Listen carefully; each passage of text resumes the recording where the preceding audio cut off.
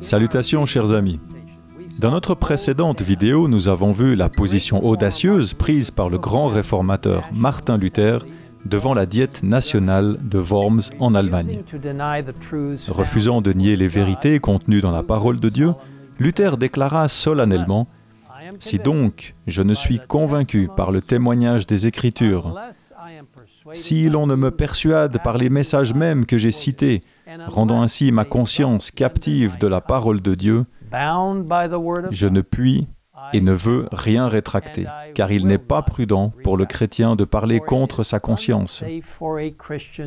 Me voici, je ne puis faire autrement. Dieu m'assiste. »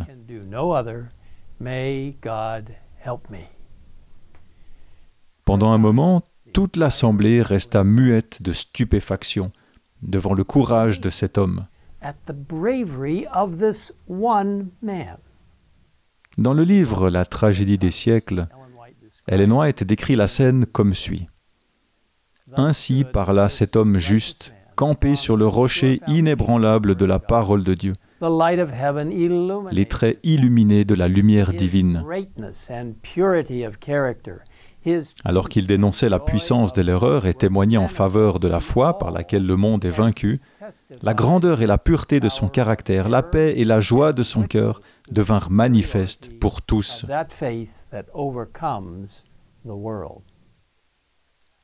Enfin, le silence fut rompu. « Si tu ne te rétractes, » s'écria le porte-parole de l'Assemblée, « l'empereur et les États de l'Empire verront ce qu'ils auront à faire envers un hérétique obstiné. » Les amis de Luther tremblèrent en entendant ces paroles, mais le réformateur répondit calmement, « Dieu me soit en aide, car je ne puis rien rétracter. » Après concertation, les membres de l'Assemblée décidèrent de donner à Luther une dernière chance de se rétracter. Mais le réformateur se contenta de répondre « Je n'ai point d'autre réponse à faire que celle que j'ai faite. »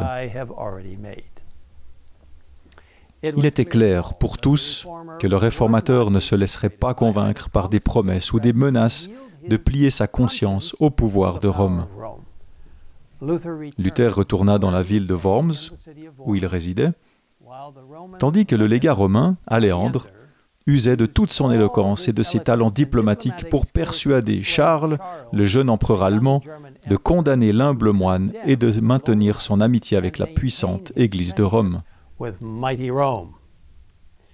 Les paroles d'Aléandre portèrent leurs fruits et le lendemain, l'empereur annonça à l'Assemblée nationale sa détermination à maintenir et à protéger la religion catholique. « Je suis fermement résolu à suivre l'exemple de mes ancêtres, déclara-t-il.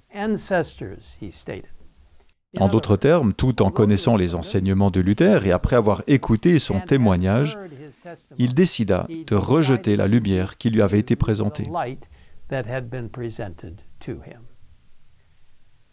Nombreux sont encore de nos jours ceux qui s'attachent aux coutumes et aux traditions de leur père, écrivait Ellen White. Quand le Seigneur leur envoie de nouvelles lumières, ils les refusent. Ce ne sont pas nos pères, mais les oracles de Dieu qui doivent déterminer notre devoir.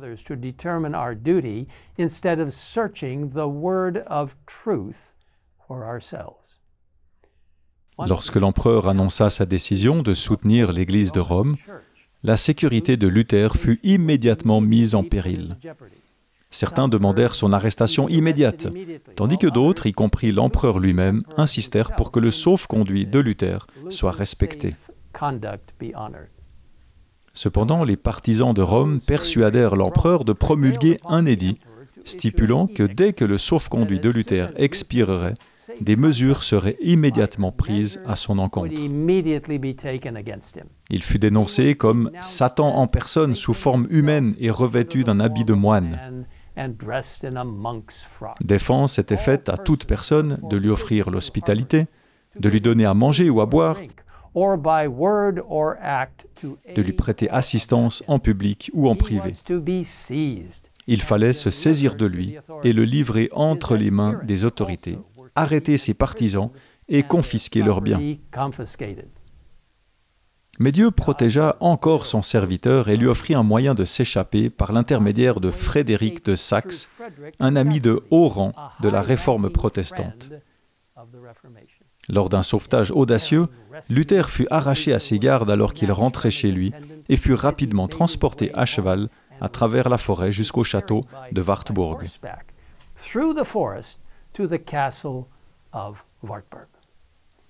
C'est là, à Wartburg, dans cette forteresse montagneuse isolée, que Luther réalisa certaines de ses œuvres les plus importantes et les plus durables, notamment la traduction du Nouveau Testament en allemand.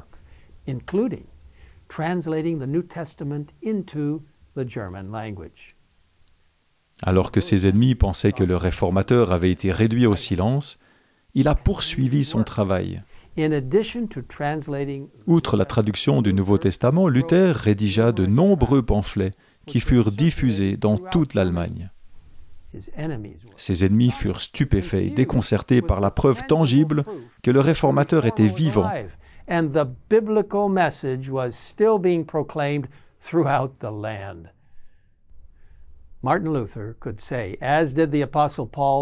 Martin Luther pouvait affirmer ce qui suit. « Souviens-toi de Jésus, le Messie ressuscité, issu de la descendance de David, conformément à l'évangile que je prêche et pour lequel je souffre au point d'être enchaîné comme un malfaiteur. Mais la parole de Dieu n'est pas enchaînée. C'est pourquoi je supporte tout à cause de ceux qui ont été choisis, afin qu'eux aussi obtiennent le salut qui est en Jésus-Christ, avec la gloire éternelle. »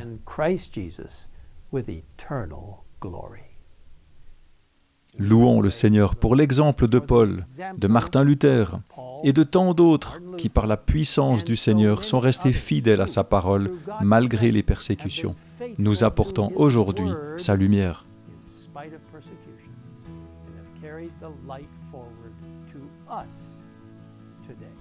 Et maintenant, prions ensemble. Père Céleste, merci d'avoir protégé la vie de Martin Luther. Merci de l'avoir inspiré à traduire la Bible. Merci de l'avoir aidé à écrire des messages d'encouragement et de vérité pour les gens, afin que leur esprit soit éveillé à ce que tu veux qu'ils sachent depuis la salle du trône céleste, en comprenant que la parole de Dieu est pour eux et pour nous.